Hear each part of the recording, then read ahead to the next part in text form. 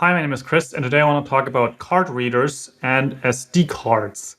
Specifically about a couple differences that I found while doing some tests, because now there's so many different types of SD cards as well as card readers that I just wondered and had to make some speed tests to compare which card reader does actually matter, or how does it actually matter which card you use with which card reader, as well as the question if the new UHS-II cards are actually worth it to some extent or not at all. And something that I found was actually quite interesting, so stay tuned for that. But first, let's talk about the different cards that I have here and what the markers are on them. First of all, we have one of my pretty old Transcend cards. This is a 16 gigabyte class 10 card.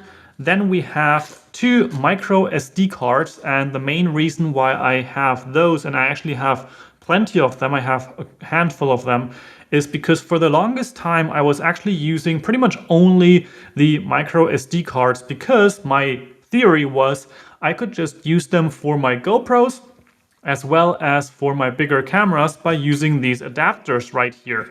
And that actually worked quite well for a long time. I was able to use this with my Sony cameras. I was also able to use it with my GoPro cameras, of course, throughout the years, and also the drone that I flew for some time. So I have a whole bunch of these 64 gigabyte cards. These are the 633X Lexar 46 gigabytes. This is a V3 card and a class 10 as well. And then we also have the 64 gigabyte SanDisk Extreme card, and this is also the V3 and class 10. However, then I upgraded to the Canon EOS R, and the bitrate on the Canon EOS R, specifically the 4K, was so high that I actually had to upgrade my card, and the card that I got was this 128 gigabyte UHS-II, which is a V60, and this is a 250 megabyte per second and a 1667X marker. So that's my newest card, it's my biggest card, and it's the one that I am usually using with the Canon EOS R. Interestingly enough, looking at the new cameras that are now out and coming, the Canon EOS R5 for example, this card actually only supports certain modes, and that's a topic for another video, but it's definitely an interesting thing that these types of cards, even though they are super fast, aren't even enough to handle the high speeds. And that's mainly the reason why they put the CF Express port into the Canon EOS R5. However, in the EOS R6, because of the IPB compression, this card is actually enough for pretty much all the modes. Maybe the 4K 60 FPS would need something a little more than this, but these types of cards are really good for almost anything nowadays. But the interesting thing really just starts when also looking at the different card readers that you're using. I have a UHS-II USB-C multi-port here that I got with the computer when I bought it, so that I have old-style USB ports as well as an HDMI and those things, because dongle life and the MacBook Pro is real. Then I have this one here, which is a old school compact flash, and I had this with my 5D Mark II when I was still shooting with that one, and it has a micro SD as well as an SD card reader, and this is kind of like this SS USB 3 point something connector, which isn't really that used much more, and I much prefer standard USB-C type stuff. And this is actually from 2013, but it will be interesting to see in the comparison with the speed, because this actually surprised me a little bit. Then we have one of these adapters, which is one that has actually both sides. One side is the USB-C connector, and then we have a normal USB, the kind of like an old school connection, and it actually also folds open like this, and then this is actually a micro USB, so you could theoretically use this to connect it to a phone. So all put together like this, we have the SD card slot and a micro SD card slot. And then we have the last one, which is a USB-C type reader from SanDisk. It's the Extreme Pro UHS-II. And this is the reader that I actually purchased when I got this UHS-II card for the faster speeds. And you can actually see this based on this connector back here, where you have two bars of those connectors. And with standard UHS-I cards, you actually have only one of those. So this is the way that you can tell between UHS-II as well as UHS-I. So these are the tools that I use to compare the speed with all of those things. And now let me show you what I actually found by using the Blackmagic Disk Speed Test tool. So in this test, I basically tested every single card with every single card reader, and if the card reader had both an SD as well as a micro SD port, I also tested them with the adapter and without the adapter for the micro SD cards. And now on my result sheet, you basically have on the left-hand side the card that I was using, whether or not it was used with an adapter or directly, and then you have to the right, you have the different card readers and the write as well as read speed.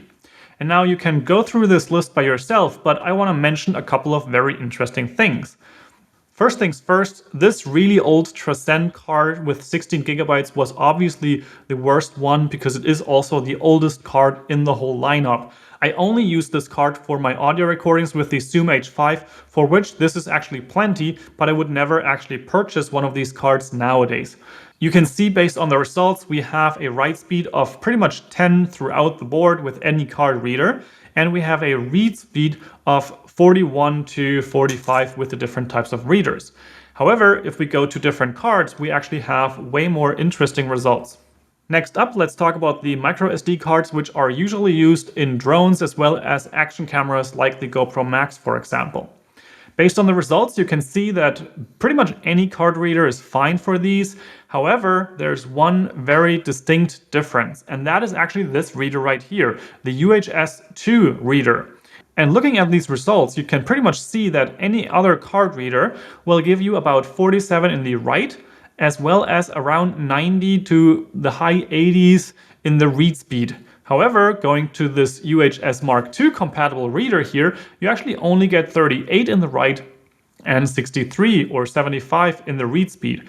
And that I found really intriguing, and I have no real answer for this.